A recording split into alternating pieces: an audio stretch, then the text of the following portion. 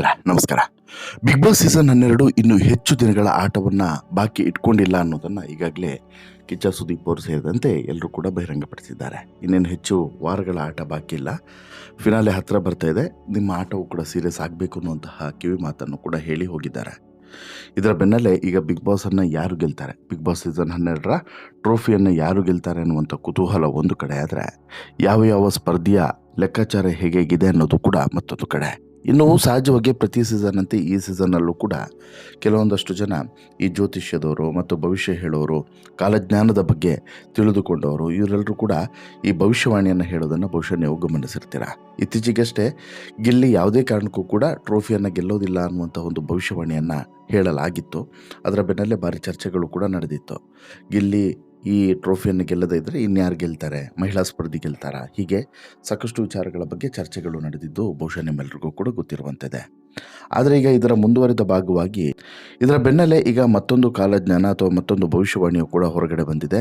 ಈ ಭವಿಷ್ಯವಾಣಿ ಹೊರಗಡೆ ಬಂದಿರೋದು ಮಂತ್ರಾಲಯದಲ್ಲಿ ಗಿಣಿ ಭವಿಷ್ಯವನ್ನು ಕೇಳಲಾಗಿದೆ ಈ ಬಿಗ್ ಬಾಸ್ನ ವಿನ್ನರ್ಗೆ ಸಂಬಂಧಪಟ್ಟಂತೆ. ಹಾಗಾದರೆ ಯಾರು ಇಲ್ಲಿ ಬಿಗ್ ಬಾಸ್ ವಿನ್ ಆಗ್ತಾರೆ, ಈ ಗಿಣಿ ಭವಿಷ್ಯದ ಪ್ರಕಾರ ಯಾರು ವಿನ್ ಆಗ್ತಾರೆ, ಗಿಣಿ ಭವಿಷ್ಯದಲ್ಲಿ ಉಲ್ಲೇಖ ಆಗಿರುವಂಥ ಅಂಶಗಳೇನು, ಎಲ್ಲವನ್ನು ಕೂಡ ಒನ್ ಬೈ ಒನ್ ನೋಡ್ತಾ ಹೋಗೋಣ. ಅದಕ್ಕಿಂತ ಮುಂಚೆ ನೀವಿನ್ನೂ ಕೂಡ ನಮ್ಮ ಚಾನಲನ್ನು ಸಬ್ಸ್ಕ್ರೈಬ್ ಮಾಡಿಲ್ಲ ಅಂದರೆ ದಯವಿಟ್ಟು ಕೂಡಲೇ ಸಬ್ಸ್ಕ್ರೈಬ್ ಮಾಡಿ ಸ್ನೇಹಿತರೆ.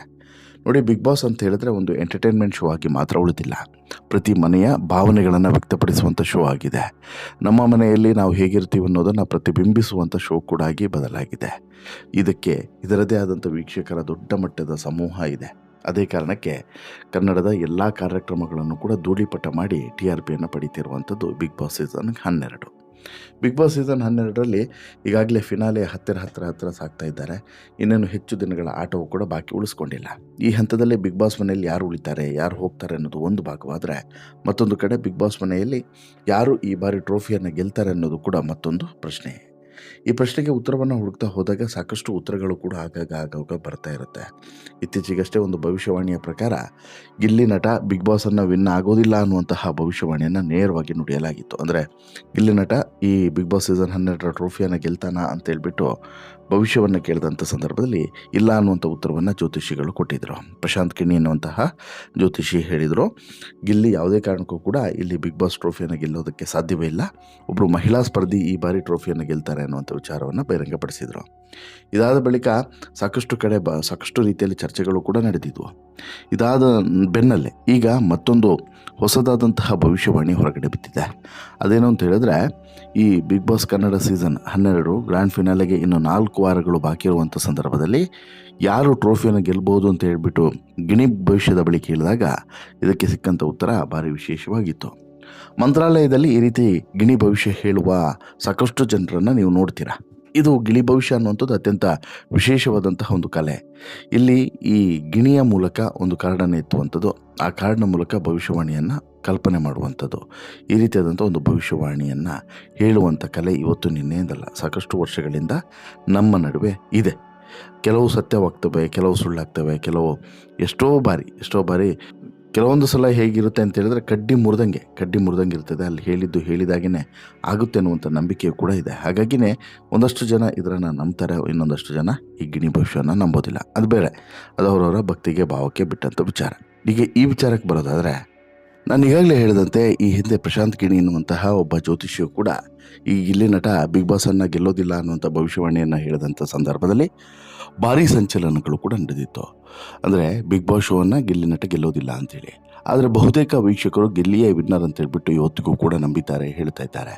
ಅಂದಹಾಗೆ ರಕ್ಷಿತಾ ಶೆಟ್ಟಿ, ಅಶ್ವಿನಿ ಗೌಡ, ಕಾವ್ಯ ಶೈವ, ಧ್ರುವಂತು, ರಘು ಇವರೆಲ್ಲರೂ ಕೂಡ ಫಿನಾಲೆಗೆ ಹೋಗ್ತಾರೆ ಅನ್ನುವಂತಹ ಮಾತುಗಳು ಕೂಡ ಕೇಳಿ ಬರ್ತಾ ಇದ್ದಾವೆ.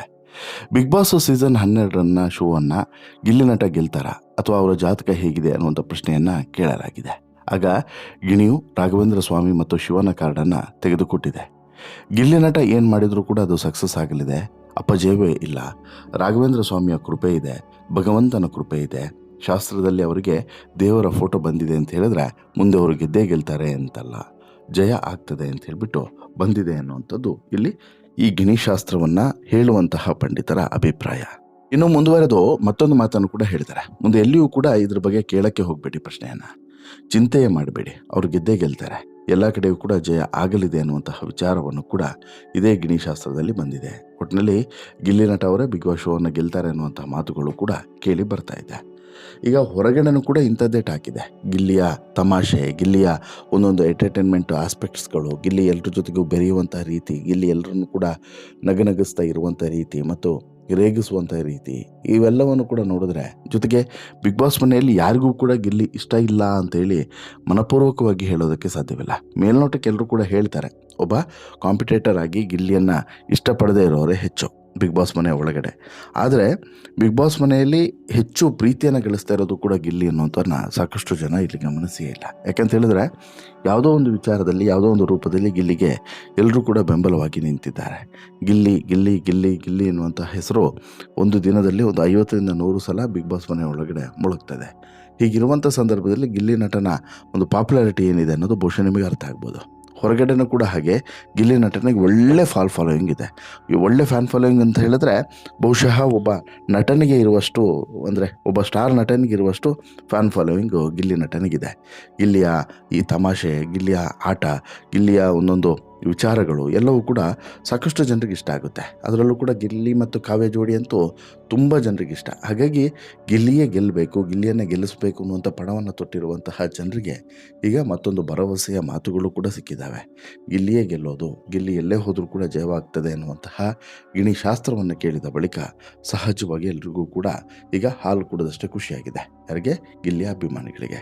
ಬಟ್ ಗಿಲ್ಲಿಯ ವಿರೋಧಿಗಳಿಗೆ ಸಹಜವಾಗಿ ಇದನ್ನು ಜೀರ್ಣಿಸಿಕೊಳ್ಳೋದಕ್ಕೆ ಸಾಧ್ಯವೇ ಆಗೋದಿಲ್ಲ ಅನ್ನೋದು ಮಾತ್ರ ಸತ್ಯ. ವಾಟ್ ಎವರ್, ಈಗ ಒಂದು ಪ್ರಶಾಂತ್ ಗಿಣಿಯವರ ಭವಿಷ್ಯ, ಅದಕ್ಕೆ ತದ್ವಿರುದ್ಧವಾಗಿ ಈಗ ಗಿಣಿ ಭವಿಷ್ಯ ಎರಡೂ ಕೂಡ ಆಗಿದೆ. ಈಗ ಮುಂದೆ ಯಾವ ಭವಿಷ್ಯವಾಣಿ ಬರ್ತದೆ, ಆ ಭವಿಷ್ಯವಾಣಿಯಲ್ಲಿ ಏನಿರ್ತದೆ, ಗಿಲ್ಲಿ ಗೆಲ್ತಾನೆ ಅಂತೇಳಿರುತ್ತೋ ಇರಲ್ವೋ ಅನ್ನುವಂತಹ ಕುತೂಹಲವು ಕೂಡ ಮನೆ ಮಾಡಿದೆ. ಆದರೆ ಇಲ್ಲಿಗಿದು ನಿಲ್ಲೋದಿಲ್ಲ ಅನ್ನೋದು ಕೂಡ ಸತ್ಯ. ಯಾವುದು ಹೇಳಿ, ಈ ಭವಿಷ್ಯವಾಣಿ ಭವಿಷ್ಯದಲ್ಲಿ ಕೇಳುವಂಥದ್ದು ನಿಲ್ಲೋದಿಲ್ಲ ಅನ್ನೋದು ಕೂಡ ಸತ್ಯ. ಕಾದೋಣ ಏನಾಗುತ್ತೆ ಅಂತೇಳಿ, ಮುಂದಿನ ಭವಿಷ್ಯದಲ್ಲಿ ಏನು ಬರುತ್ತೆ ಅಂತ ಹೇಳ್ಬಿಟ್ಟು. ನಿಮ್ಮ ಅಭಿಪ್ರಾಯ ಏನು? ಈ ಭವಿಷ್ಯವಾಣಿಯನ್ನು ಮೀರಿಯೂ ಕೂಡ ನಿಮ್ಮ ಅಭಿಪ್ರಾಯ ಏನು? ದಯವಿಟ್ಟು ನಿಮ್ಮ ಅಭಿಪ್ರಾಯನ ಕಮೆಂಟ್ ಮಾಡಿ ತಿಳಿಸಿ. ಜೊತೆಗೆ ಈ ಸ್ಟೋರಿ ಇಷ್ಟ ಆಯಿತು ಅಂತ ಹೇಳಿದ್ರೆ ಲೈಕ್ ಮಾಡಿ, ಶೇರ್ ಮಾಡಿ, ಚಾನಲ್ಗೆ ಸಬ್ಸ್ಕ್ರೈಬ್ ಆಗೋದನ್ನು ಮರಿಬೇಡಿ. ಧನ್ಯವಾದ.